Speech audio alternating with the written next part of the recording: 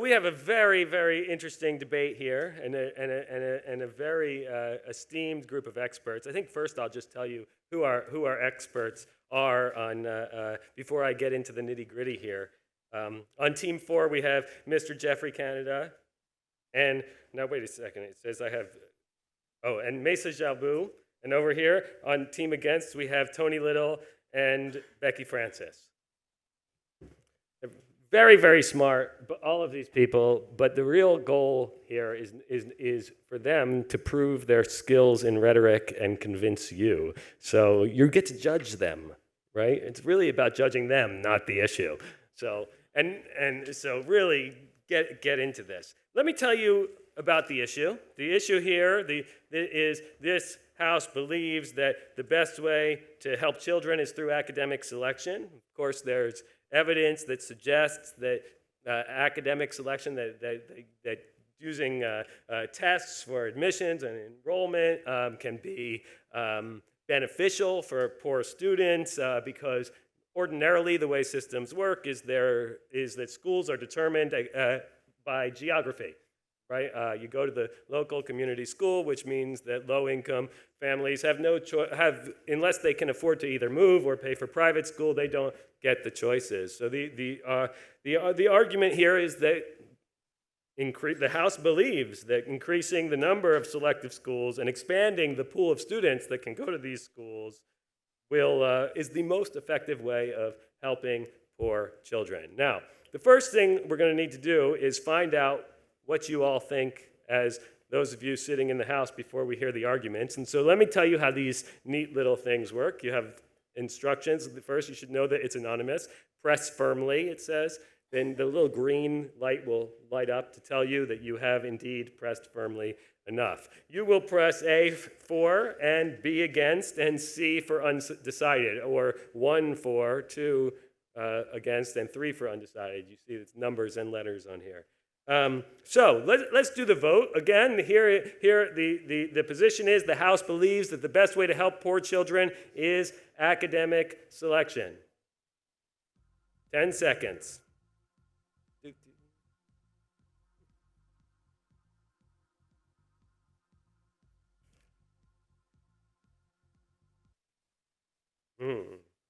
So 4 is 20%. Writing this down for my notes. Against is 53%, and undecided is 27%. Now the winner, I want to remind you, will be the team that manages to sway the most votes, to persuade the most people. It's not who gets the most votes at the end. It's how much shift there is. I won't be able to do the math, but someone will quickly whisper it into my ear to tell you who won. So let's start with Team 4. Who's going to begin?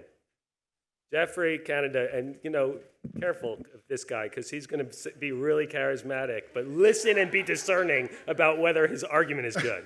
Mr. Speaker, I thank you for this opportunity to address the audience, and I want to thank my esteemed opponents.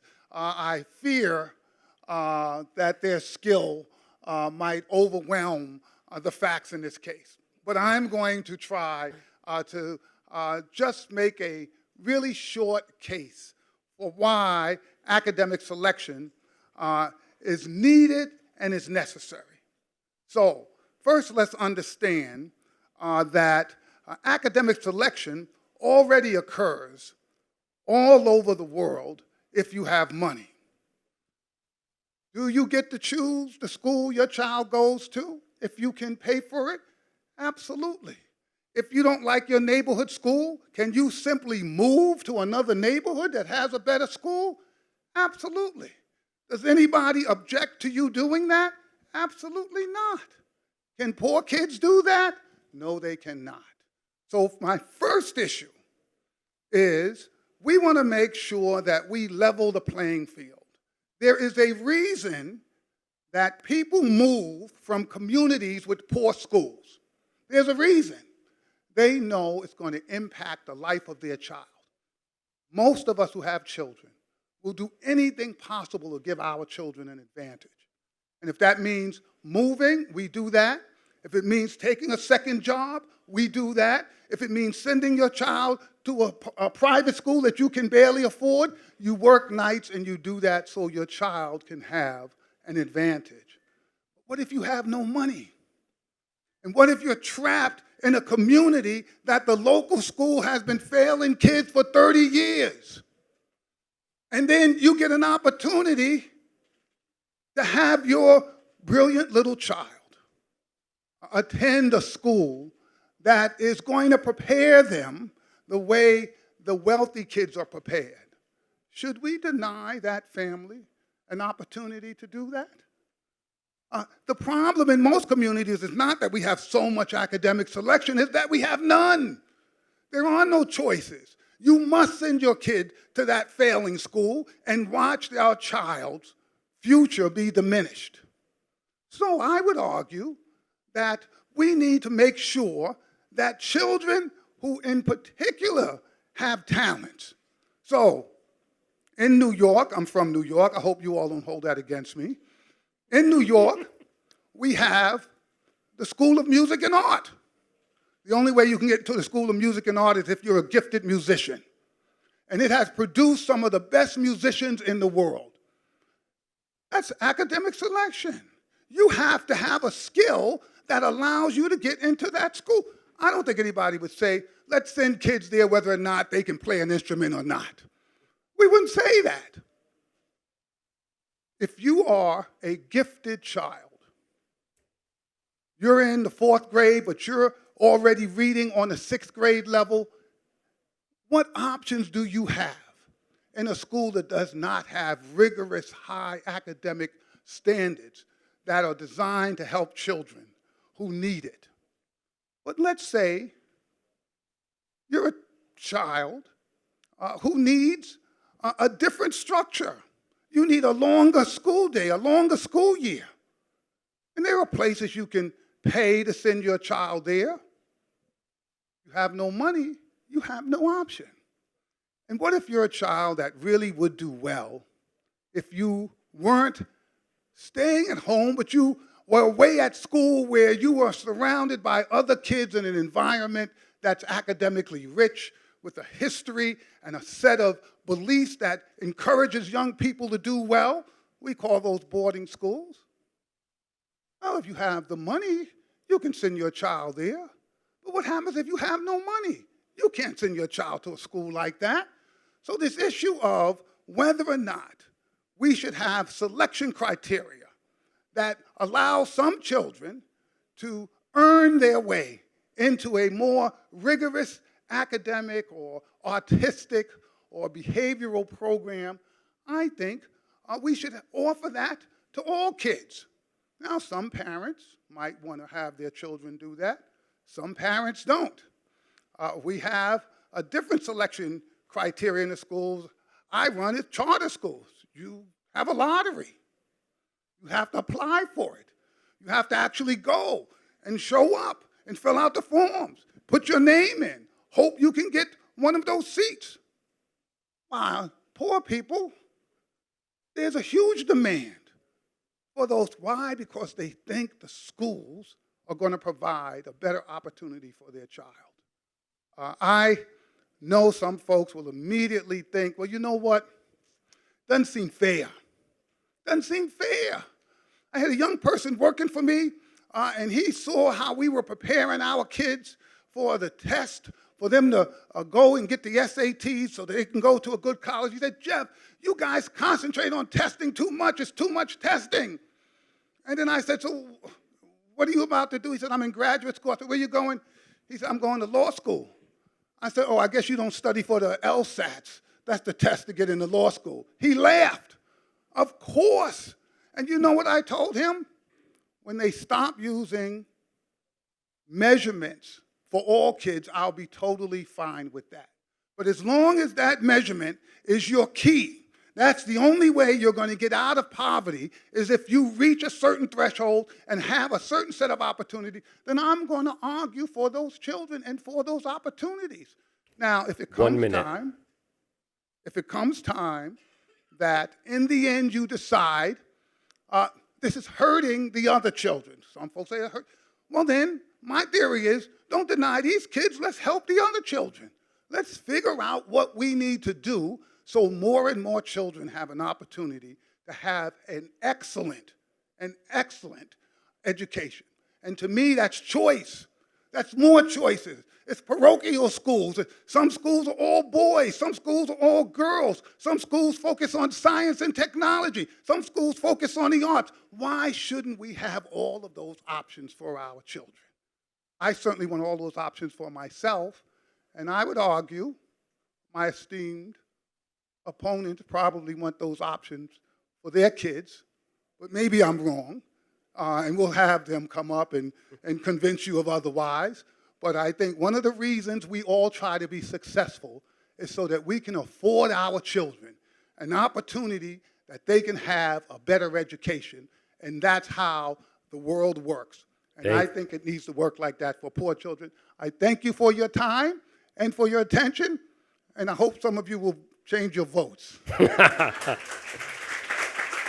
Thank you. Thank you for that. Clearly impassioned. He clearly believes deeply in this. He's not just doing this for the sake of the debate, I think. I don't know. On Team Against. Hi.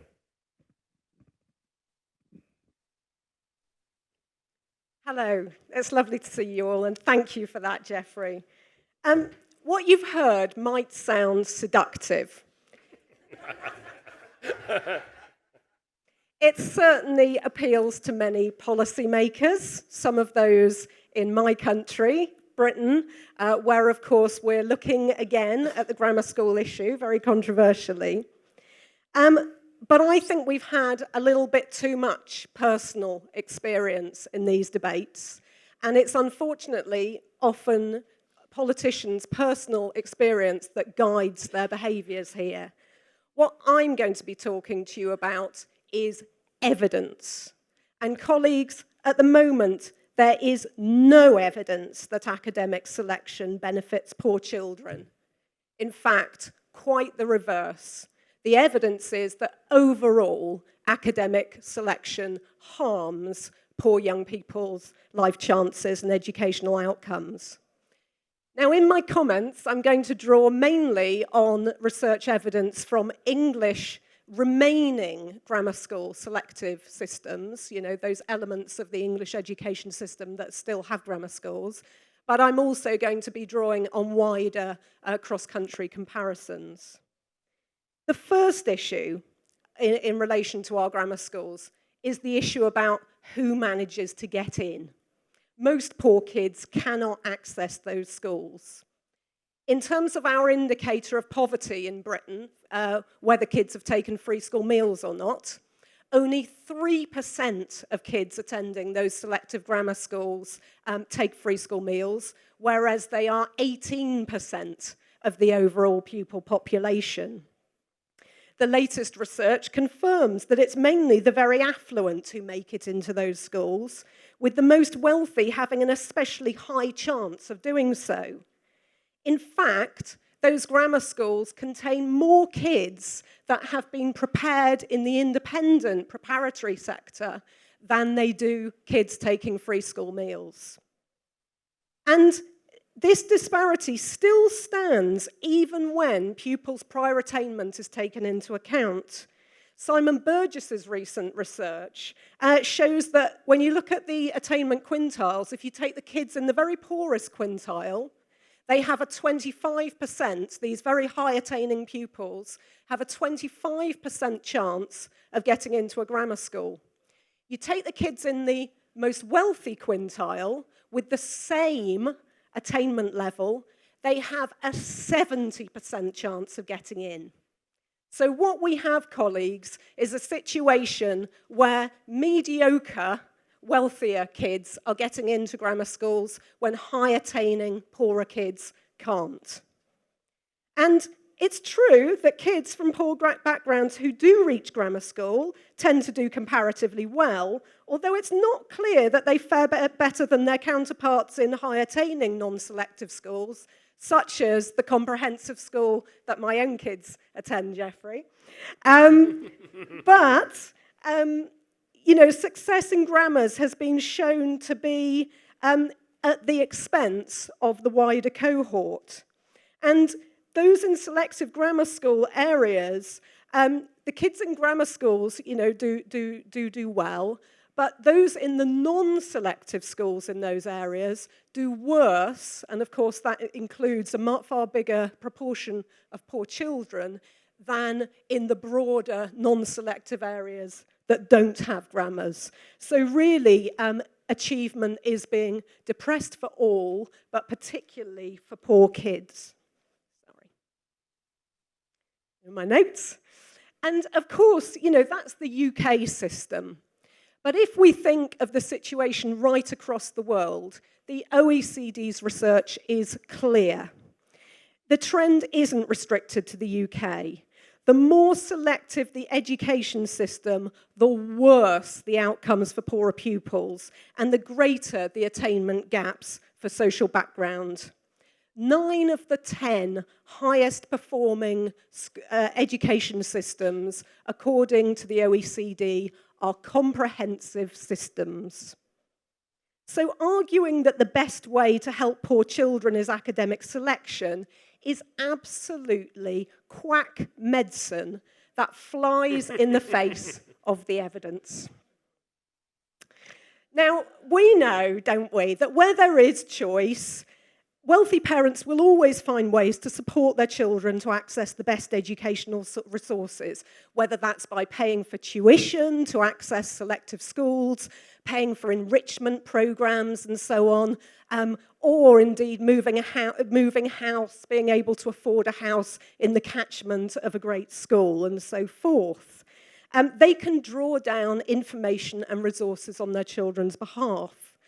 Working class parents, in my own research for the RSA, talked with some desperation about this.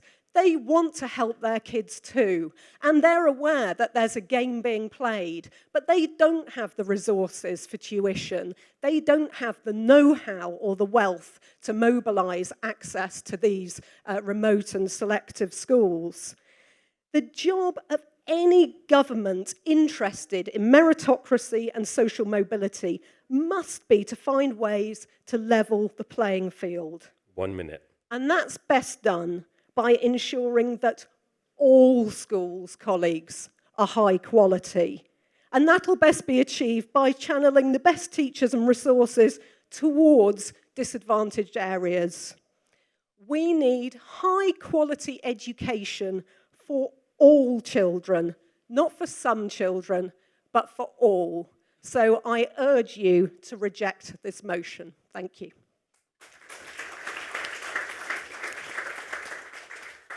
I don't know about you, but I'm completely neutral now. So let's see if you guys can hit it home. Mesa? Ladies and gentlemen, we heard that my colleague was going to present you with evidence. And perhaps she presented you with a compelling case for the country that she comes from, the United Kingdom. But she didn't talk to you about the entire case in the entire world. I come from this region, from the Arab world, and I lead a foundation that does exactly what our motion is about. It tries to give access to young people who are high achieving, who do not have the chance to continue their education or indeed to go to a high quality institution. We talked about the need for access to education for all children, and I couldn't agree with that anymore. And I definitely think we need higher education for all children. But what happens when there isn't that high quality education accessible to all children and youth?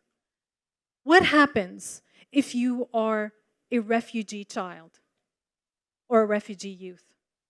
Imagine if you were a parent of a Syrian refugee youth who's 16 or 17 years old, who's extremely high achieving, but there is no high quality education institution for him or her to attend. Isn't it incumbent on us, as governments, as NGOs, as foundations, to leverage our resources to ensure that those young people have access to the highest quality education possible? When educating those young people, it isn't just about the access to them individually. Oftentimes, when we fund a young person to go to a top university or a top high school, the entire family's future is dependent on that young person getting a high-quality education, getting access to the kind of education that's going to prepare them for the very turbulent future that they face, to be able to receive the kind of education that actually provides them with the support that they need in a high-quality funded institution. We often talk about the fact that it's very expensive to send these students to these types of institutions. But we also don't talk about that it's possible to leverage the high resources that are available at those institutions to provide a very holistic approach, the approach that they need to be successful. We also need to talk about the fact that these young people often succeed more in those institutions, in high schools and in universities that provide that kind of environment. In the Arab world, we have the highest percentage of young people in the world. Access to education is increasingly less so of an issue. Particularly, we're seeing that K-12 completion is on the rise, and we certainly have a very high percentage of young people going to higher education. But the problem is the quality of the education, the connection to the job market, the fact that this investment is not paying off. So I present to you the case, a wider case, for young people who are growing up in regions where quality education is exclusively available to those who can pay for it. For those who have the opportunity to be funded, to be supported. Who are we to say to a young person who is ambitious, who wants to be part of the leadership of their country in the future, who wants to be an entrepreneur and create businesses that create more jobs, that you cannot go to a high-quality education? What is the price that you put on that? Is the evidence really conclusive? I think not. Please reconsider.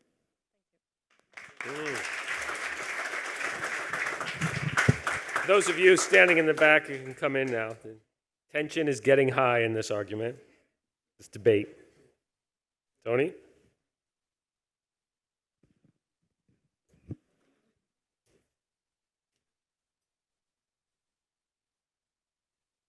Thank you, Mr. Speaker. I knew I was going to be blown away by Jeffrey and by Mesa with their exposition and their skill, and I was. Game over. We can all go home. I have just one problem. They're wrong. Not in every particular, but in terms of the thrust and the direction that they seem to be wishing to take us. At the start of this conference, Andreas Schleicher yesterday morning talked about a movement. We're on the cusp, change, away from an old bureaucratic order, an order of systems within which one would include academic selection, to what he described as a modern enabling culture aimed at high performance for all children. He talked about an integrated future, and he was followed by Sadhguru, who spoke about the sharpness of intellect dissecting, and he warned of the dangers of fragmentation on the one hand, as opposed to an holistic view of the world on the other. And I want to park that thought for a moment, and I'll come back to it. I do have a text, just one. In the UK in 2010, we had a general election, and education, as usual, was a bit of a debate. A leading British education minister, a Conservative, the party that tends to favour academic selection for schools, discovered that he was a convert, and he said this: "We must break free from the belief that academic selection is any longer the way to transform the life chances of bright poor kids. We just have to recognise that there is overwhelming evidence that such academic selection entrenches advantage, it does not spread it." That was David Willits. I just want to make 2 points. One, academic selection as the means of entry to schools is yesterday's story.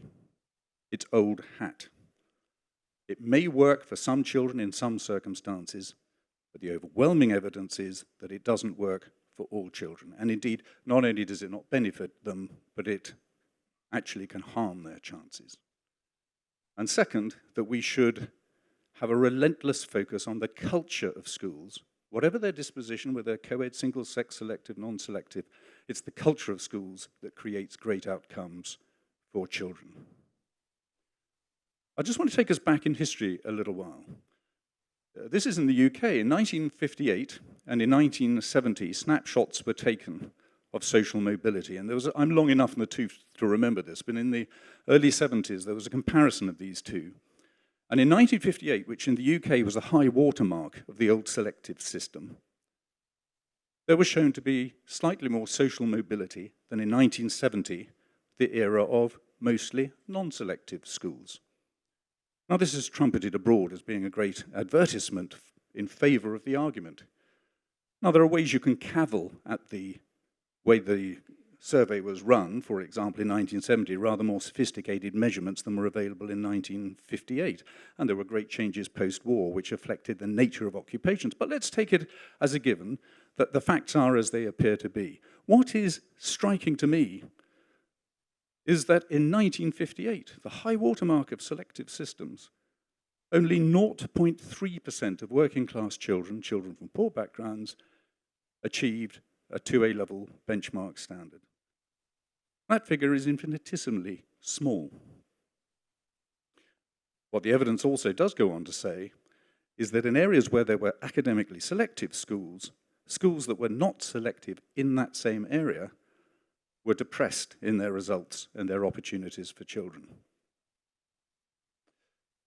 Why am I taking us back in history? Seems a bizarre thing to do. Because this is almost 50 years ago, and over the last 50 years, we've had the same argument again and again and again. We've had the same surveys, the same debates, the same throwing around of statistics. And it gets us nowhere. We need a cusp of change and a refocus, and I would suggest a principal area to refocus is how we educate our children before the age of 5, because the incontrovertible evidence is that life chances are pretty much rooted by the time you are 5, depending on the experiences you've had up to that point. So rather than engage in this argument about edifices of selection and statistics as children grow up and go through school, we would be far better served, as Scandinavian countries, and in particular Sweden, have observed, by focusing on what happens in those preschool years. If we are serious about giving opportunity, education, care, support to all children, the best that society can offer, then a focus on preschool seems to me an altogether better way to spend our energy, time, and money than playing around with the old hat story of academic selection for the means of entry to schools. Which brings me on to the key point. I've visited lots of different schools. Look, I've run schools that are non-selective and selective. I ran one school which, in the eyes of many, would be famously selective, and indeed it was. It was a big all-boys boarding school. It selected students principally on their ability to be good members of a residential community. Could they thrive being away from home? It selected students on the whole offer, on what their enthusiasms and interests were. And there was an element of academic selection too. So I've been there, I've seen it, I know it, I can feel it. But I've also run schools which have had a very broad base of entry and which have year on year outperformed selective schools. I know in the town of Slough, not the kind of place on the whole you go to for a holiday, lots of problems in that area, highly selective. If you come from a family that speaks English, you end up in a selective school. If you don't, you go to one of the others. And yet the others, schools like Slough, Eton, Langley Wood, do a phenomenal job in bringing children to the best universities. There are other ways. So I repeat my point. The academic selection argument is too much rooted in a history, in a vision of the past. If we're serious about a future for all our children, we need to rethink, we need to reschedule. And that's why I'm going to urge you to vote against this motion.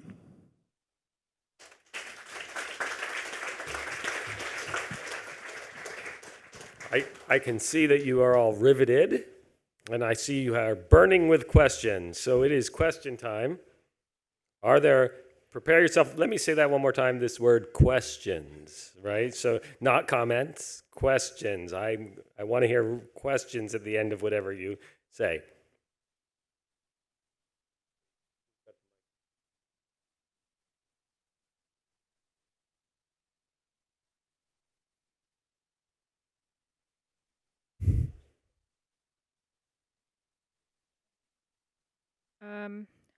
So first of all, thank you, Tony Little. From A to Z, you spoke from my heart.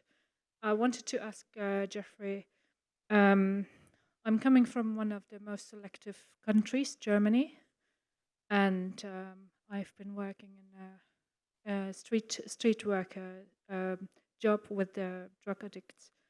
I wanted to ask you, when you say you want to base your selection on skills, where do you think that these poor children will have these skills from? Because usually the kids from poor families, they will not have this nurturing environment that rich families have. So you will end up with the same children again in the selective system that you actually say you don't want to have there. Yeah, that's the question. Jeffrey, are the tests biased? So, first of all, thank you for that question. And kind of got a little worried when you said, I love you guys over here, and then asked the question, but that's okay. That's all right. It's a good question, no problem. So I agree with you.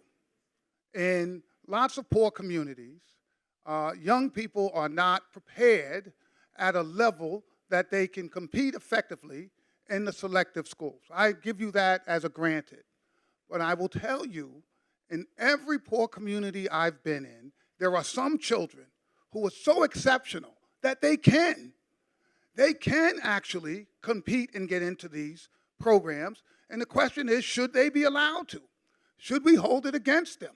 That they happen to be so talented that they can test where kids who've had every advantage test.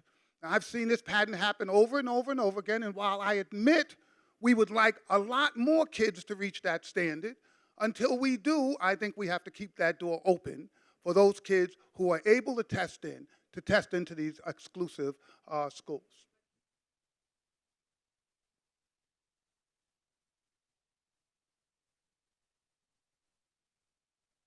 I would agree with you. I would agree that often these young people need additional supports because going into one of these environments that's not a familiar environment is often taxing for a child. Often they feel alienated, like not part of the community or the culture. But thank God we have programs like this that help those young people get through. And I think if the argument in my opinion, is not whether or not we have great programs that help these kids. The argument is whether or not we should eliminate those kids from even being able to go into those schools. So here's part of the problem. It's not as if we don't send our poor kids to these schools, that the schools close down and they stop. They continue. They continue preparing the next mayors, the next heads of parliaments, the next lawyers, and the next doctors. I want some poor kids to get into that pipeline also right now. And there are some kids who are prepared right now to get into that pipeline, and I think we should offer it. But I agree with your point that it's if you're coming from a community that you haven't had this kind of rigorous preparation, it's difficult. And when you get into those schools, it's also difficult for these kids. I agree with that, but I don't think we have another alternative present right now. Thank you. Questions for team against. I want to make sure we equally weigh this. This is a question for both sides. Okay. That means I'm going to give it to you guys. So I think a lot of us could agree we've seen a bit of fragmentation in this debate. That is to say, on one side, we've seen the focus on innovation and shifting towards a future where we can see a whole classroom of students of mixed abilities progress together. And on the other side, we've seen the focus kind of on refugees, on kids where they're in really, really terrible conditions. So we're talking about sort of different poor children. We're talking about poor children in developed countries on one side and poor children in perhaps developing or less developed countries on the other side. So my question to both sides is how would you how do you sort of broaden your arguments to apply to poor children on the whole, rather than poor children in just developed countries? For example, a lot of the statistics were about the UK specifically. So I had the same question. Thank you. Great question. Do feel free to come in, Tony. But the point here, I guess, is about differentiation. I don't think anyone has been arguing that within a school we can't differentiate. My own research is actually looking at best practice in setting as well as best practice in mixed attainment teaching. Schools can find their own practices by which to organise young people to do the best for them and to meet their individual needs. And I think that goes without saying in terms of excellent teaching. But it's excellent teaching practice, colleagues, that we need to focus on. Resourcing our state's non-selective schools, both in terms of their teaching and leadership structures and the teaching quality that goes into that. And that needs to be accessible, equality of opportunity for all kids. Because otherwise, I rehash my point, the wealthy and those with the best social and financial capital will always capitalize on the opportunities that are out there. And that's why it's the duty of us as educationalists and our governments to make sure that we're working for meritocracy and social mobility. My opinion just keeps ping-ponging from one to the other. You want to answer it also? Oh, wow. Go ahead. So thank you for asking the question. I think that you nailed it in terms of saying that this is really, the solutions are different for different students. But I think that what we're talking about here is not a disagreement in principles, because we all agree that we need better, higher quality education for all children, that the government has a responsibility towards all children, that all public schools should be inclusive. But the question that we're really debating here, is it fair to hold back poor children from getting the best available education, whether resourcing comes from philanthropic entities or otherwise? That is the question that we're debating. And I, yes, spoke about refugee children or refugee youth, but the question can be much broader, or the beneficiaries can be much broader. We also help first-generation girls going to university. We also help children who are in rural areas. All of those children deserve access to the highest quality education available in their country or their region. Thank you. Thank you. Let's go here. Hello, my name is Justyna Suchecka. I'm a journalist from Poland, and I have a question which probably will be really important for our politics. Do you actually believe that you can make that system without liquidating private schools, who always will pay better for teachers, who always have the power to encourage them to work there? Tony, do you want to take that?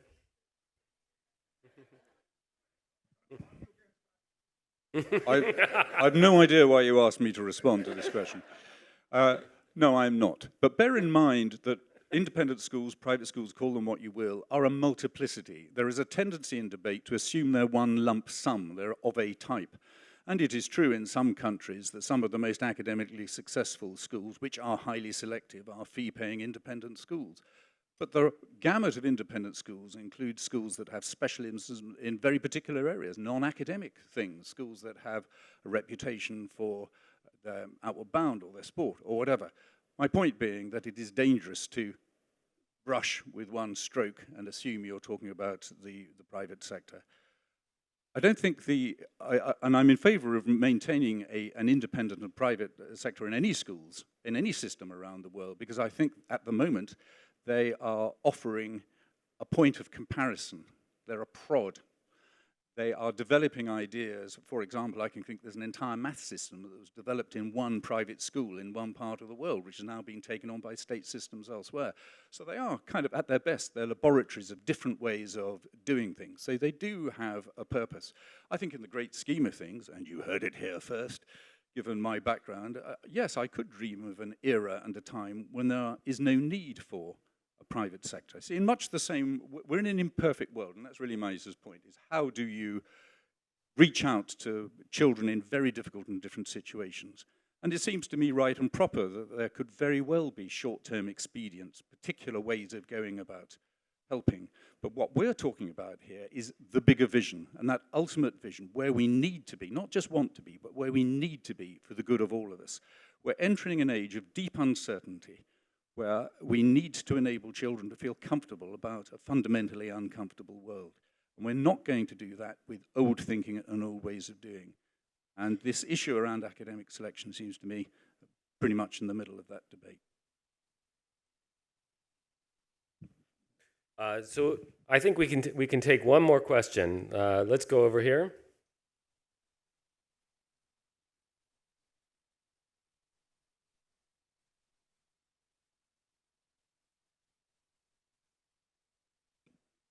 My question revolves around the issue of investing in childhood education prior to the age of 5. It seems that there's a plethora of evidence that suggests that kids do better, obviously, if that investment is made.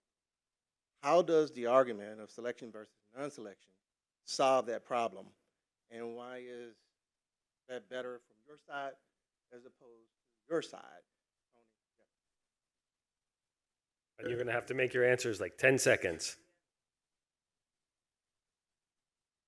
Well, I will say that I think part of the answer to improving the academic outcomes that was mentioned by this young lady here in these communities is that you start early. You give high quality early childhood education. I think that's critical if you're going to start leveling the playing field. But I also think after that, the kids have to go into really high-performing schools, or the evidence shows that those gains kids make, they begin to erode. So while I'm a real believer in really strong early childhood, I think we have to continue to push on the public sectors and the other sectors to make sure that those schools that those kids are growing into are also high quality so the gains don't erode. Thank you for the question. Now, here's a thing. Could you believe it in this room? Every single word that Jeff said just then is right and true, and I would have said it myself. The difference is he thinks that how you progress children beyond the age of 5 is by selecting them in different ways. Our argument is you can achieve the same effects, and indeed better effects, as the evidence suggests, by not selecting them in terms of the school they go to, but differentiating, providing selection, if you like, within the school to enable children to develop at different pace. But we're on the same side of the page here, Jeff. So, closing arguments. Team 4. Who wants to take it? Thank you. That was really exciting, and as I expected, the first one against tricked me. She came with facts and research. I didn't know. I obviously didn't come with that. But this is where I want to get you. The assumption is that if you have young people who are really extraordinarily gifted in schools that don't really prepare those young people, that we're going to solve that problem in time for that 10-year-old to have their school improve so that they can sort of continue to be on an accelerated pace. I've been in ed reform my entire career. If you look at what's happening in the United States, we keep seeing the goalpost moved. 1954, we had Brown versus Board of Education, where our government, the Supreme Court said, separate and equal does not work. There's always an advantage to the sort of dominant culture, and therefore our schools should be integrated, and they integrated the schools. But guess what happened? Everybody moved. And so you still have the most segregated school system in the United States, almost as bad as before Brown versus Board of Education. So now these kids are trapped. They are trapped there. Now, why do you want your kid to go to a selective school? We prepare our kids. You want Oxford, you want Cambridge, you want Harvard, you know why? Not just because they're going to get a great education, but they're going to meet people who are going to change the course of their lives. They're going to gain a set of relationships that they will leverage for the rest of their professional career, and that's what happens in these exclusive schools. And why shouldn't poor children have access to that? Why shouldn't they take those advantages and then go back into their community and leverage those relationships in a way that begins to bring change? 30 I think seconds. that this idea of, you can have selection for some and tell everybody else, wait till we fix the schools for you to get your chance is an old story. And what we need right now, where we're working to fix those schools, we need as many young, talented, minority, poor children to be going into these great institutions, meeting and connecting up with the folks who are going to run the countries we come from so that they can bring their perspective to how you fix education. And that's why I hope you vote for our side.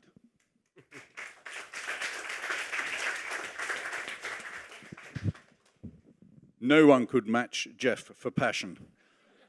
He also works further and faster than I do, so this will be rather static and humble by comparison. But I want to make a couple of points. For the first is schools make a difference. They make a profound difference to the lives of our children. We're entering a world when there are going to be fewer boundaries around a school through different types of technologies, community ways of working, but it is still the case that school, this artificial construct we call a school, really, really matters. And that's why there should be some passion around this debate. Now, the other side are saying that by shining a sharp spotlight on children in very particular circumstances and by bringing the cavalry to their aid, you can give them a chance and you shouldn't hold them back and wait for nirvana to arrive. Well, we've already acknowledged that short-term expedients may well have a place, but there is a bigger vision, and there are two elements to this which I think are really very important. The first, as ably demonstrated by my colleague Becky, is that all the evidence, and okay, she quoted initially from the UK, but just look at the OECD evidence, all the evidence around the world shows clearly this, that children who are in selective schools perform no better than children who are in schools that do not have selection as the means of entry. And indeed, that when you have a mixed clientele in a given area, that disparities can grow. So the evidence is clear. The evidence, in fact, is overwhelming. But there's a second point, and it's the bigger vision of what we want to be as people. We're entering an age where academic performance is going to matter less. Here I am, career teacher, saying academic performance is going to matter less. There's a range of skills, attributes, abilities that young people are going to need to navigate the adult world, which are going to be very different in complexion. And the environment in which we do this matters. And that environment is a school which is big on culture, on relationships, on developing people as global citizens and thinking their way through the labyrinthine complexities of a modern age, but doing so in a way that emphasizes tolerance and hope. And that is best achieved by the kind of school that is inclusive and seeks to embrace all young people. The argument has moved on. I said earlier on, the issue of academic selection by entry to schools is yesterday's news. It's an old story. Do not vote for us to go to a sideshow at the end of a cul-de-sac. Vote for the open road and a bigger future for all our children. And remember the wording of the motion. It's that academic selection is the best way to aid young people. It isn't. Vote against this motion, please.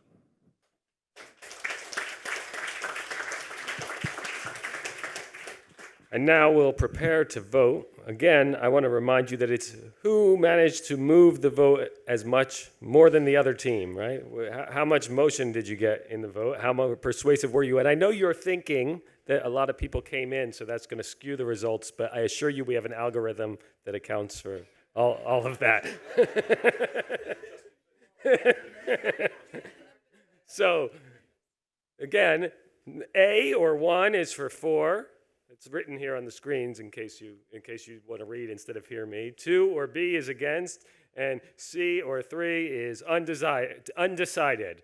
The motion again is this House believes that the best way to help poor children is academic selection. Are you ready to vote?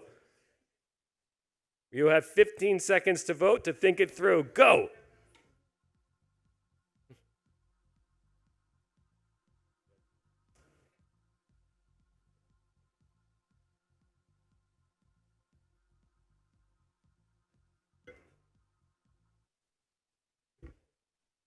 Okay, we have our results.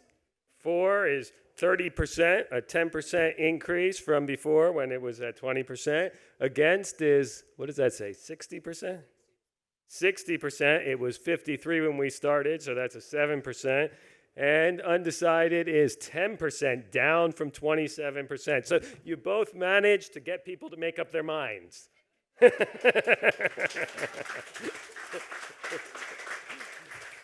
But it seems that for wins the vote. Thank you all very much.